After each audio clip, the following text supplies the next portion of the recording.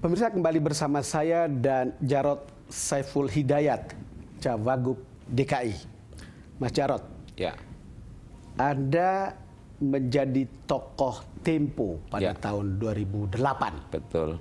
Dan saya tidak tahu, nanti silakan Anda jelaskan kenapa menjadi tokoh Tempo. Tapi yang ingin saya tanya lebih dulu adalah, ketika menjadi Cawagup ini, itu kan selain rekomendasi Ahok, tentu juga ada rekomendasi partai, apa juga dari Ibu Mega lah khususnya. Betul, begitu. Kira-kira gimana, Mas?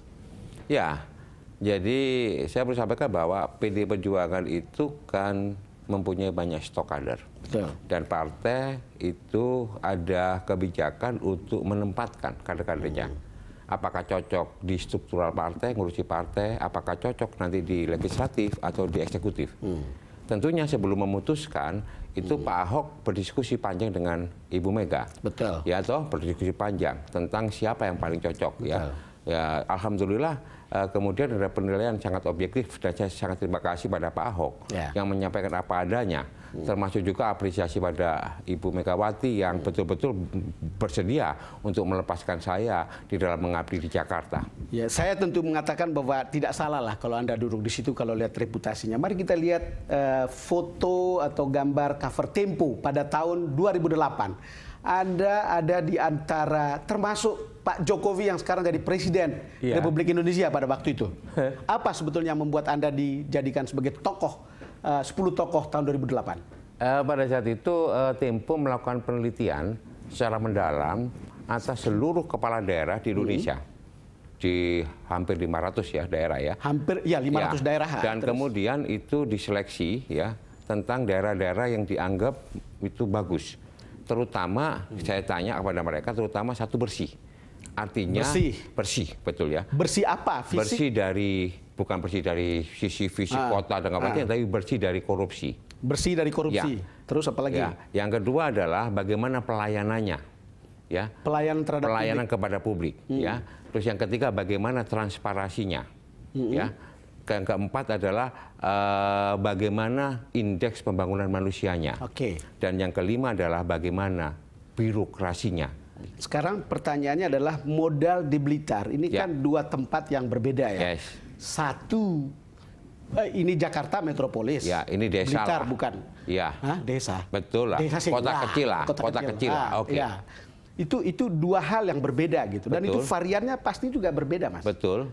Birokrasi DKI ini sangat-sangat berat. Begini. Tetapi sorry, satu hal yang ingin saya katakan, tapi gaji orang di DKI tinggi juga. Betul. Kalau menurut saya sih sebetulnya birokrasi dimanapun juga itu sebetulnya sama, fungsinya sama, karakternya hampir sama, budayanya hampir sama.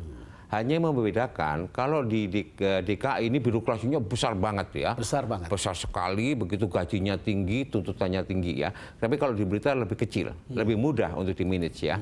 Nah, tetapi DKI juga bisa di-manage. Dalam bayangan saya begini Bang Don, DKI ini tidak bisa lagi sentralistis. Ya. Semua kebijakan diambil oleh pemerintah provinsi. DKI ini sudah harus mulai memberikan kewenangan kepada kota, wali kota. Ya. Pada suku-suku dinas, ya, sampai pada kecamatan dan kepada desa. Karena seperti tadi saya sampaikan di segmen yang sebelumnya, penyerapan anggaran itu mengapa rendah? Karena ini kebanyakan tersentral di semua anggaran, semua proyek, semua pelelangan itu di pusat. Ini harus diturunkan di bawah. Karena sekarang ini kan sudah ada lelang jabatan, sudah ada macam-macam. Saya betul-betul lihat itu sebenarnya sudah banyak berubah. Ada e-procurement gitu yang dibuat oleh Pak Jokowi sebelum e-government dan seterusnya. Tapi ini masih, kalau dengar teriakan Ahok, ini kayak jalan di tempat. Benar nggak sih begitu? Kalau jalan di tempat atau tidak itu kita akan lihat betul di depan. Begini, birokrasi ini saya menganggap masih banyak orang baik di situ.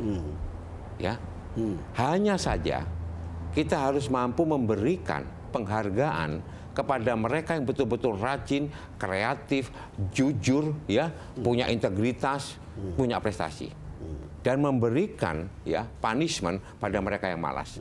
Soalnya di birokrasi itu orang rajin tidak rajin gajinya sama, betul nggak? Rajin tidak rajin sama, itu betul. Iya toh. Dan kalau rajin tidak rajin sama, lebih baik tidak rajin. Nah, ini makanya perlu ada satu treatment Mereka yang rajin, yang kreatif, yang jujur, yang berprestasi, ini harus mendapatkan perhatian khusus. Hal yang lain, Mas, Ya. kalau bisa dipersulit, kenapa dipermudah? Nah, itulah salah satu penyakit mendasar dari birokrasi. Padahal sering saya sampaikan bahwa birokrasi itu tidak boleh tidur